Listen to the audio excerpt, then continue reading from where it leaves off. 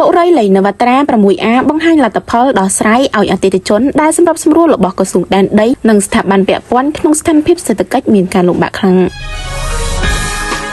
បុរីលៃនវត្រា 6A បានបង្ហាញលទ្ធផលនៃការខិតខំប្រឹងប្រែងដោះស្រាយជូនអតិថិជនក្រោមការយកចិត្តទុកដាក់របស់ថ្នាក់ដឹកនាំក្រសួងរៀបចំដែនដីនគររូបនីយកម្មនិងសំណង់និងស្ថាប័នពាក់ព័ន្ធក្នុងស្ថានភាពសេដ្ឋកិច្ចពិតជាមានការលំបាកខ្លាំងបន្ទាប់ពីរងផលប៉ះពាល់យ៉ាងធ្ងន់ធ្ងរនៃវិបត្តិសេដ្ឋកិច្ចពិភពលោកនិងសង្គ្រាមបាទតាមបញ្ជាក់នៅថ្ងៃទី10ខែមករានេះបុរីលៃនវត្រាបានបន្តសកម្មភាពនៃការសាងសង់និងអតិថិជនមួយចំនួនក៏បានអញ្ជើញមកទទួលការសម្របសម្រួលដោះស្រាយជាបន្តបន្ទាប់បុរីក៏សូមគោរពអរគុណពុកម៉ែបងប្អូនដោយក្តីអនុគ្រោះនិងយោគយល់ក្នុងកលៈទេសៈដ៏លំបាកនេះយោងលើកំណត់ហេតុប្រជុំចុះថ្ងៃ14ខែវិច្ឆិកាឆ្នាំ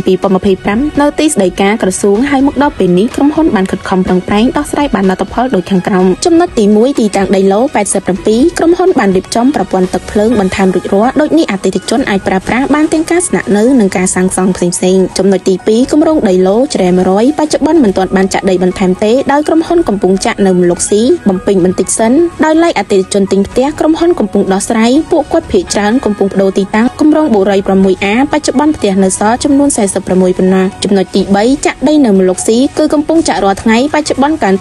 85% និងនៅសល់តែ 15% ប៉ុណ្ណោះចំពោះទីតាំងដែលត្រូវចាក់ហើយបន្ទាប់ពីពេញកូដរួចក្រុមការងារនឹងគូសឡូដែលសល់នៅមលុក1ដើម្បីលើកអតិថិជនមលុក RA មកពីទីតាំងនេះចំណុចទី4ប្លុកវីឡាថៃ87គឺបានរួចរាល់ការងារឆ្អឹងទាំងស្រុង 90% ដែលប្លុកនេះគឺបានរៀបចំហេដ្ឋារចនាសម្ព័ន្ធប្រព័ន្ធលូដំណើរការសាងសង់បន្តគឺត្រៀមនឹងចូលឆាប់ៗនេះចំណុចទី5អតិថិជនបងរំលោះស្នើសុំផ្អាកការបង់ប្រាក់ក្រុមហ៊ុនបានយល់ពីការលំបាករបស់អតិថិជនដូច្នេះក្រុមហ៊ុននឹងពិនិត្យទៅលើស្ថានភាពជាក់ស្ដែងជូនហើយក្រុមហ៊ុនបច្ចុប្បន្នក៏មានការលំបាកដូចគ្នាដូចនេះស្នើសុំឲ្យអតិថិជនដែលមានលទ្ធភាពមេត្តាបង់ប្រាក់បន្តចំពោះទីតាំងដែលបានសាងសង់ចំណុចទី6អតិថិជននៅមលុកវីឡា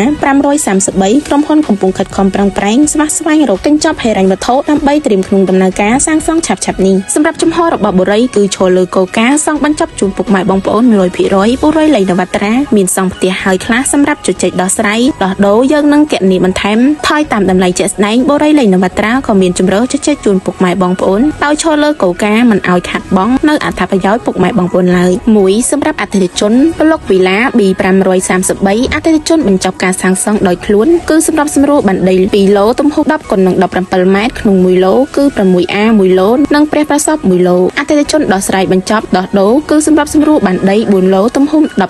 17 ម៉ែត្រក្នុង1ឡូគឺ 6A 2ឡូនិងព្រះប្រសព2ឡូ2សម្រាប់អតិថិជនប្លុក B ប្រភេទផ្ទះ E0 ដល់ E1 អតិថិជនសាងសង់បញ្ចប់ខ្លួនឯងគឺសម្រាប់សម្រួលទទួលបានដី2ឡូទំហំ 4.1 ×